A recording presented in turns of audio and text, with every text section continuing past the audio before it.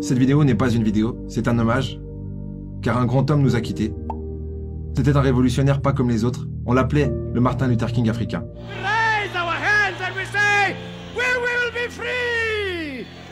Cet homme a aidé Nelson Mandela à se hisser à la présidence. Et il a un dernier message à transmettre aux jeunes à qui on a laissé un monde qui est sur le point de tomber en ruine. Desmond Tutu. Je suis venu parce que les jeunes sont un groupe de personnes vraiment fantastiques. Vous rêvez. Vous rêvez des rêves. Vous rêvez des rêves d'un monde qui est sans guerre. Vous rêvez des rêves. Et vous dites, faisons en sorte que la pauvreté fasse partie du passé. J'étais à Copenhague. Et la plupart des gens qui manifestaient là-bas, qui étaient passionnés, étaient des jeunes personnes. 100 000 jeunes sont sortis dans les rues de Copenhague. Et je peux vous le dire, il ne faisait pas chaud. Il faisait froid. Froid. Mais ils étaient là, dehors. Là, dehors, en train de dire, hé, vous les vieux. Pourquoi ne vous souciez-vous pas des émissions de gaz à effet de serre?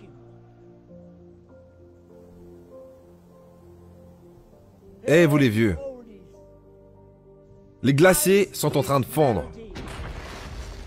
dans l'Arctique. Les ours polaires sont en train de couler. C'est en train d'arriver. Le niveau de la mer monte. Il y a maintenant des îles qui risquent d'être submergées. Ce n'est pas des théories. S'il vous plaît, vous les adultes. Tout ça est réel. Les jeunes. Et c'est assez incroyable. Vous savez, Dieu vous a utilisé, les jeunes, depuis toujours. Joseph, le jeune David, qui tue le grand et énorme Goliath. François d'Assise. Et maintenant vous! Dieu va vous utiliser, vous, pour nous dire, à nous, les vieux. Hey! Quand est-ce que vous allez vous mettre ça dans la tête? Regardez juste combien vous dépensez dans les armes. Regardez combien vous dépensez.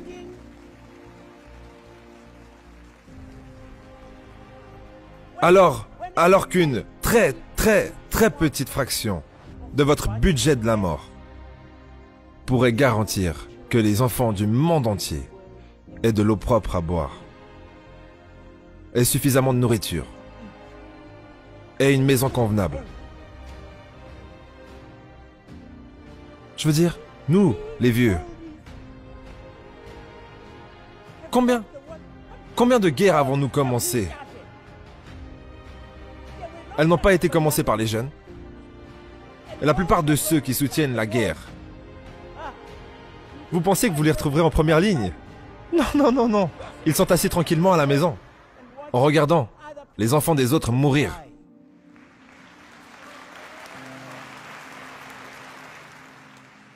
Alors, je viens vers vous et vous dis, hé, allez-y à fond et soyez des idéalistes. Continuez à rêver que nous allons avoir un monde différent de celui que nous vous avons laissé. Nous allons voir, quand nous reviendrons. Je veux dire, on sera peut-être des fantômes, mais quand on reviendra. Je veux dire, quand on reviendra, et on regardera ce que vous avez fait. Mais qu'est-ce qu'on s'étonnera? Nous allons redécouvrir un monde. Hé! Il n'y a plus de pauvreté. Il n'y a plus de famine. Il n'y a plus de guerre.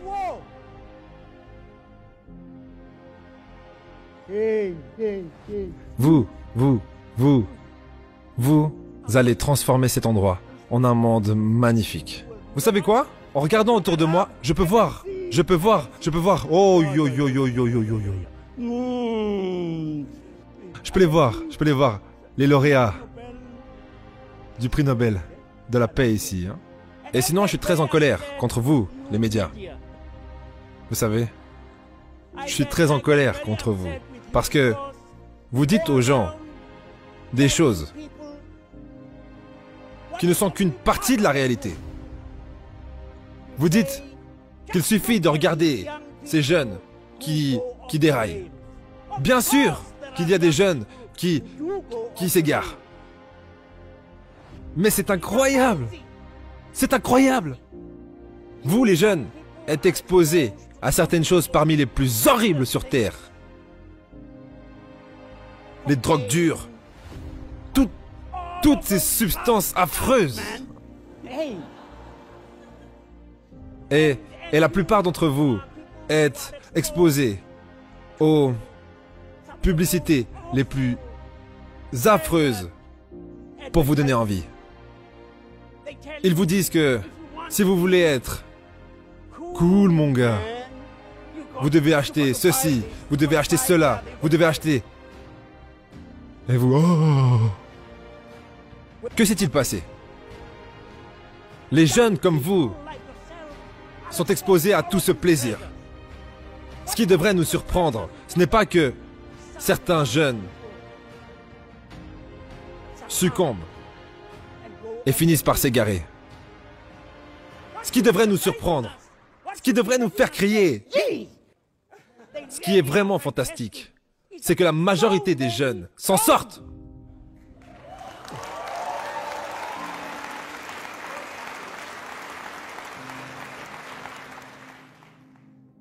On ne pourra jamais vraiment éradiquer la souffrance. Mais peut-être qu'on pourrait éradiquer la misère. On ne pourra jamais vraiment éradiquer la faim. Mais peut-être qu'on pourrait éradiquer la famine. Dans tous les cas, si on n'essaye pas, on échouera par défaut. Et bien sûr qu'il est important de renforcer sa propre sécurité avant de se disperser pour aider les autres. Mais qu'est-ce qui se passerait si par hasard, on oubliait cette dernière étape et qu'on passait tous l'intégralité de notre vie à ne penser qu'à soi-même? Peut-être que c'est ça, la source de toute pauvreté. Au prochain épisode. Si vous êtes neutre dans les situations d'injustice, vous avez choisi le camp de l'agresseur. Desmond Tutu.